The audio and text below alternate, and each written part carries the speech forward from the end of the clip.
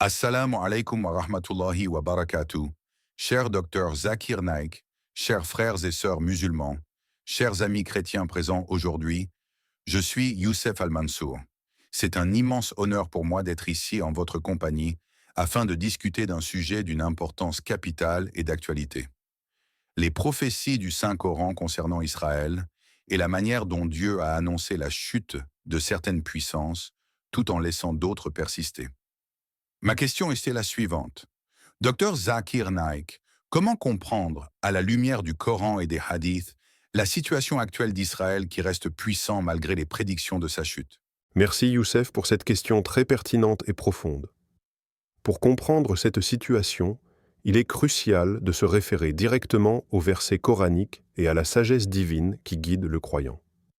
Le Saint-Coran nous rappelle à plusieurs reprises que la puissance des nations, leur prospérité et leur déclin sont sous le contrôle absolu d'Allah. Dans la sourate Al-Isra 17, 4 à 8, Allah dit: Nous avons ordonné aux enfants d'Israël de croire en l'unicité de Dieu, de respecter ses commandements et de ne pas transgresser. Mais ils ont désobéi et ont multiplié les crimes. Ainsi, nous les avons dispersés parmi les nations. Cela indique clairement que le déclin annoncé d'Israël n'est pas une question de politique humaine ou de stratégie militaire, mais une conséquence directe de leur comportement face au commandement divin. Ce verset montre que la chute de certaines puissances peut être retardée ou modulée selon la volonté d'Allah et que le pouvoir apparent d'une nation n'est jamais un signe de bénédiction divine, mais peut être simplement une phase transitoire dans le plan global d'Allah. Il faut également comprendre que la survie et la puissance d'Israël à l'heure actuelle ne contredisent pas le Coran, mais illustrent la précision divine. Allah a annoncé que des nations peuvent rester puissantes même si elles sont moralement ou spirituellement en déclin, pour des raisons qui dépassent en fait la compréhension humaine immédiate. Dans la sourate Al-Baqarah, 246 à 251, nous voyons que les Israélites ont été guidés et ont reçu des prophètes, mais leur désobéissance a entraîné des conséquences graduelles. Cela nous enseigne une leçon importante. La persistance dans le monde ne garantit pas le succès éternel devant Allah. Une nation peut avoir une force militaire, une influence économique ou technologique, mais sa position finale dans le plan divin dépend de la justice et de la moralité. Il est aussi essentiel de se rappeler les hadiths prophétiques qui soulignent que l'histoire du monde est régie par la volonté divine. Le prophète Muhammad, paix et bénédiction sur lui, a dit: Les nations suivent un cycle. Quand elles obéissent à Allah, elles prospèrent. Quand elles s'opposent à Allah, elles périssent. Elles désobéissent, elles déclinent et disparaissent. Cela explique pourquoi Israël, malgré sa puissance apparente aujourd'hui, peut connaître la chute annoncée à l'échelle divine sans que cela soit immédiatement perceptible pour le monde. Nous devons, en tant que croyants, interpréter les signes avec patience et discernement, sachant que seul Allah connaît le terme précis et les modalités de la chute d'une nation. Il est également intéressant d'analyser la situation géopolitique actuelle sous l'angle coranique. Le Coran décrit la dispersion et le déclin des nations par leurs propres fautes, mais aussi par l'intervention divine subtile à travers l'histoire. L'exemple des Israélites dispersés dans diverses régions du monde est un rappel constant de la justice et de la miséricorde d'Allah. Même si Israël reste puissant sur le plan militaire et économique, le Coran indique que leur comportement vis-à-vis des commandements divins sera toujours évalué et que leur prospérité terrestre n'est pas un signe d'approbation divine, mais un test pour eux et pour l'humanité. Un autre point important est la notion de prédestination et de libre arbitre. Allah a donné aux nations la possibilité de choisir entre l'obéissance et la désobéissance. Dans Sourate Al-An'am 665, il dit: C'est lui qui vous a placé en position de responsabilité sur terre. Cela signifie que les nations, y compris Israël, exercent un pouvoir apparent, mais Allah reste le juge ultime de leur action. La puissance actuelle d'Israël ne contredit donc pas le Coran. Elle s'inscrit dans le cadre du test divin et de l'histoire planifiée par Allah. Youssef, pour que le public comprenne mieux, il faut préciser que la puissance militaire, politique ou économique d'une nation ne constitue jamais une garantie de bénédiction. Le Coran nous enseigne que l'équilibre du monde est entre les mains d'Allah et que chaque événement est orchestré avec sagesse. La puissance actuelle d'Israël peut servir de leçon aux croyants. Ne pas se fier à la force apparente d'un pays, mais observer sa moralité, ses actions et sa relation avec Dieu. Cela rappelle également aux nations musulmanes que la véritable force réside dans la foi, l'unité et la justice selon les commandements divins. Dans les versets du Coran et les hadiths, il est également mentionné que certaines nations peuvent rester puissantes afin de remplir un rôle précis dans le plan divin. Cela peut inclure la mise à l'épreuve des croyants, l'enseignement de leçons morales ou le test de patience et de sagesse pour l'humanité. La situation d'Israël aujourd'hui illustre parfaitement cette idée. Bien qu'ils soient dits puissants, leur futur est entre les mains d'Allah et le déclin annoncé se produira selon le calendrier divin. Les humains ne doivent pas se précipiter à juger, mais observer et réfléchir aux enseignements spirituels de ces événements. Un autre aspect à considérer est l'importance de l'analyse coranique et de la réflexion critique. Le Coran ne parle jamais en termes absolus, sans prendre en compte le contexte historique et moral. Ainsi, quand Allah annonce la chute des puissances injustes, cela inclut des phases de persistance et de domination apparentes. Les croyants doivent guide comprendre que la prophétie ne signifie pas toujours une disparition immédiate, mais un déclin spirituel ou moral progressif qui culminera selon le plan divin. Youssef, pour conclure cette première partie, il est essentiel de rappeler que la discussion autour de la puissance actuelle d'Israël et de la prophétie coranique doit toujours rester respectueuse et éclairante. Le Coran nous enseigne à dialoguer avec sagesse, à réfléchir et à tirer des leçons pour nous-mêmes, indépendamment des actions d'autres nations. La prophétie concernant Israël nous incite à examiner notre propre foi, notre moralité et notre engagement envers Allah, car c'est le véritable critère de succès et de bénédiction. Avant de passer à la prochaine partie, je souhaite inviter tous ceux qui nous écoutent à s'abonner à la chaîne pour ne pas manquer les prochaines discussions, à liker cette vidéo si vous trouvez ce contenu enrichissant, à la partager avec vos amis et votre famille, et à commenter Allah Akbar, pour montrer votre engagement et votre soutien à la diffusion de la connaissance divine. Cette discussion vise à rapprocher les croyances, à susciter la réflexion et à éclairer le public sur la sagesse du Coran. Pour approfondir la compréhension de la prophétie coranique concernant Israël, il est essentiel de se concentrer sur la manière dont le Coran décrit le rôle des nations dans le plan divin. Allah, dans le Coran, ne se limite jamais à annoncer une chute ou une prospérité sans que cela ait un sens moral, spirituel et historique. Chaque événement que nous observons dans l'histoire humaine a une dimension qui dépasse la perception immédiate des hommes. La puissance apparente d'Israël aujourd'hui peut être vue comme une manifestation temporaire, un moyen par lequel Allah teste les nations et rappelle à l'humanité l'importance de la justice et de la moralité. Dans la sourate Al-Baqarah, le verset 120 précise « Les Juifs et les chrétiens ne seront jamais satisfaits de toi jusqu'à ce que tu suives leur religion. » Cela montre que la dynamique des nations n'est pas uniquement basée sur la force militaire ou économique, mais aussi sur la dimension spirituelle et morale. Ainsi, la persistance d'Israël peut être comprise comme une mise à l'épreuve de la foi des croyants et un rappel pour tous que la puissance terrestre n'est pas un indicateur de bénédiction divine. Nous devons également examiner la dimension historique. Le Coran mentionne que les enfants d'Israël ont été dispersés et que leur déclin est survenu en raison de leurs propres actions. Cependant, leur résurgence et leur puissance actuelle peuvent être comprises à travers le principe divin de la patience et du test.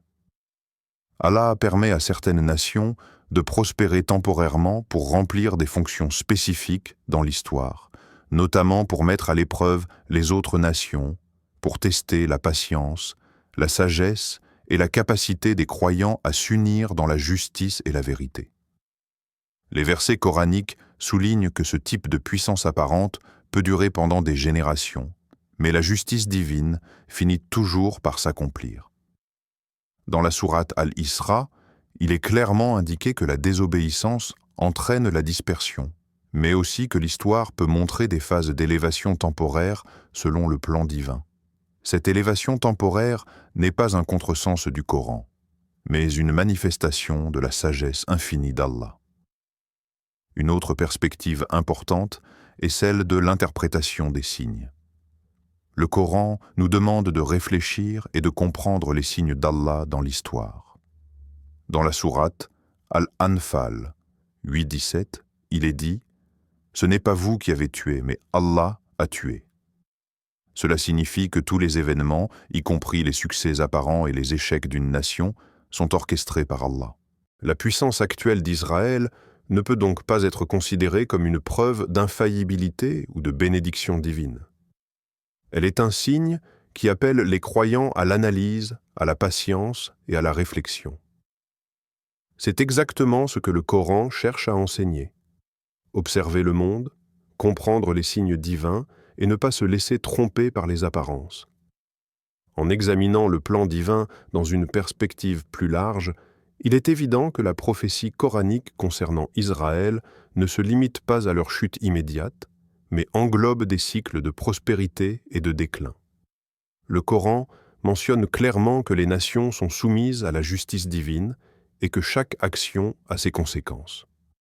Dans la sourate Al-Maïda 5.32, il est dit « Quiconque tue une personne sans qu'elle ait tué quelqu'un ou semé la corruption sur terre, c'est comme s'il avait tué toute l'humanité. » Ce verset illustre la vision morale et universelle de la justice divine qui régit toutes les nations, y compris Israël. La puissance militaire ou économique n'absout jamais une nation de sa responsabilité morale. La prophétie de la chute annoncée s'inscrit donc dans un cadre moral et spirituel qui transcende la simple perception terrestre. Il est également crucial de comprendre que le Coran insiste sur la dimension collective et spirituelle du déclin. Les nations ne tombent pas uniquement à cause de l'invasion ou de la défaite militaire, mais souvent à cause de la corruption morale, de l'injustice et de l'éloignement des commandements divins.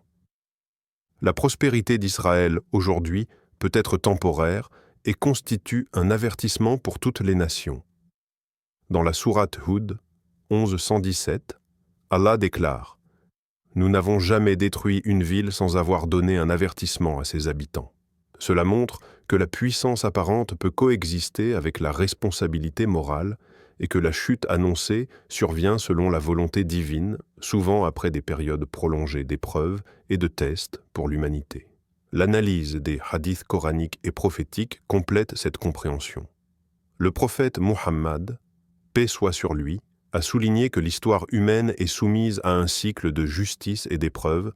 Les nations suivent un cycle.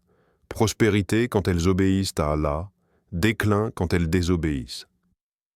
Ces cycles peuvent durer des siècles, et il est possible que certaines nations, comme Israël, connaissent une puissance apparente avant de rencontrer le déclin annoncé.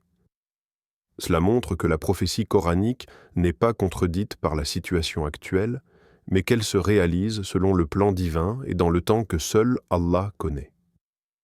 Pour approfondir davantage, il faut considérer la manière dont les prophéties coraniques se réalisent souvent de manière graduelle et subtile. Le Coran n'annonce pas toujours des événements de manière immédiate et visible. Souvent, il signale des tendances qui se développent sur plusieurs générations.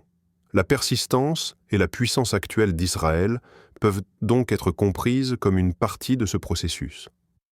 Le déclin annoncé est réel, mais il s'accomplit selon la volonté divine et dans le cadre de l'histoire humaine, qui est elle-même un outil utilisé par Allah pour enseigner des leçons aux croyants. Un aspect encore plus profond est la fonction éducative des prophéties. Allah utilise les prophéties pour guider les croyants vers la compréhension de la justice, de la patience et de l'importance de la foi. La situation d'Israël aujourd'hui rappelle aux musulmans que la véritable force ne réside pas dans la richesse, la technologie ou l'armée, mais dans la foi, la justice et l'adhésion au commandement divin. Cela renforce l'idée que les prophéties ne sont pas seulement historiques, mais qu'elles ont un rôle moral et spirituel permanent. Nous devons également examiner l'importance du dialogue et de l'échange interreligieux dans ce contexte. La prophétie concernant Israël n'est pas destinée à semer la discorde, mais à encourager la réflexion et la compréhension entre les croyants des différentes traditions. Dans le Coran, Allah dit « Dis aux gens du livre, venez à une parole commune entre nous et vous, que nous n'adorions que Dieu. » Sourate Al-Imran 3,64. Cela souligne que la compréhension des prophéties et des événements historiques doit être utilisée pour rapprocher les croyances et non pour créer des divisions. La discussion sur la puissance actuelle d'Israël et la prophétie de sa chute devient donc un outil pour l'éducation, la réflexion et le dialogue respectueux.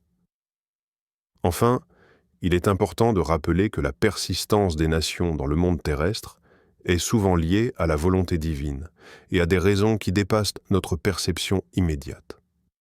Le Coran et les hadiths soulignent que les événements historiques doivent être interprétés à la lumière de la justice divine et de la moralité. Les croyants doivent observer, réfléchir et tirer des leçons plutôt que de juger uniquement sur la base des apparences. La prophétie concernant Israël nous enseigne à rester vigilants, à cultiver la foi et à comprendre que le plan divin englobe des dimensions morales, spirituelles et historiques complexes que la puissance apparente ne peut jamais résumer à elle seule. Je vous remercie infiniment, cher Dr Zakir Naik, pour le temps et l'attention que vous m'avez accordé et pour la profondeur de vos explications. Vous avez su éclairer ce sujet complexe avec clarté, sagesse et références précises au Saint-Coran et au Hadith. Votre analyse sur les prophéties concernant Israël, sur la manière dont Dieu régit la puissance des nations et sur l'importance de comprendre ces événements dans une perspective morale et spirituelle, m'a beaucoup enrichi personnellement et, je suis sûr, a également éclairé toute l'audience présente aujourd'hui. Qu'Allah te bénisse, cher professeur Dr Zakir Naik, pour votre dévouement à l'éducation et à la diffusion du savoir divin, pour votre patience et votre capacité à rendre accessibles des sujets qui peuvent sembler complexes ou controversés pour beaucoup. Je suis particulièrement reconnaissant de la manière dont vous avez expliqué que la puissance apparente d'une nation n'est jamais un signe de bénédiction divine, mais un test, un avertissement et un rappel pour tous, croyants et non-croyants, que la véritable force réside dans l'adhésion au commandement d'Allah, dans la justice, la moralité et la foi sincère. Votre insistance sur le fait que l'histoire humaine est un cycle où les nations obéissantes prospèrent et celles qui désobéissent connaissent le déclin, tout en précisant que ces phases peuvent durer des générations et que seul Allah connaît le moment exact de la réalisation de la prophétie, est une leçon précieuse pour tous. Cette discussion m'a permis de mieux comprendre comment lire les signes divins dans le monde contemporain et comment rester patient et réfléchi face aux événements qui, à première vue, peuvent sembler contradictoires par rapport aux prophéties coraniques. Votre explication des versets relatifs à la dispersion des enfants d'Israël, à leur responsabilité morale et à l'impact de leurs actions sur leur destinée, ainsi que l'illustration des principes de justice, de miséricorde et de test divin, est un rappel constant que nous devons toujours observer les événements avec discernement, compréhension et foi. Les enseignements que vous avez partagés aujourd'hui ne concernent pas seulement Israël ou le Moyen-Orient, mais s'appliquent universellement à toutes les nations et à chaque croyant, en nous rappelant que nos actions individuelles et collectives sont jugées par Allah et que la véritable puissance et la véritable bénédiction résident dans la foi, la justice et l'obéissance aux commandements divins. Encore une fois, merci pour votre disponibilité, votre patience et votre capacité à transmettre des connaissances aussi précises et spirituellement enrichissantes. Qu'Allah vous accorde la santé, la longue vie et le succès continu dans votre mission de diffusion du savoir, et qu'il vous récompense abondamment pour tous les efforts que vous déployez au service de la compréhension et de l'unité des croyants. Merci beaucoup, Youssef Al-Mansour, pour vos paroles aimables et votre sincérité. Je suis heureux d'avoir pu répondre à vos questions et de constater votre intérêt profond pour la compréhension des prophéties coraniques et des événements historiques sous l'angle de la morale et de la foi. Votre gratitude et votre respect témoignent d'une ouverture d'esprit et d'un cœur désireux d'apprendre et de partager la vérité. Que cette discussion serve non seulement à éclairer votre propre compréhension, mais aussi à inspirer les spectateurs à réfléchir, à approfondir leurs connaissances et à appliquer ces enseignements dans leur vie quotidienne.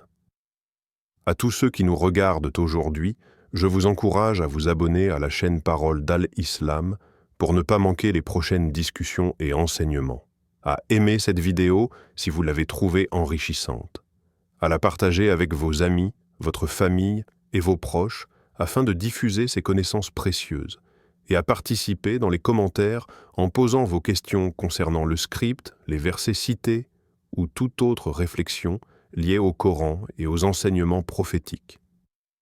Votre participation active dans les commentaires permettra d'approfondir la discussion, de clarifier certains points et de créer un espace de dialogue respectueux et enrichissant pour tous.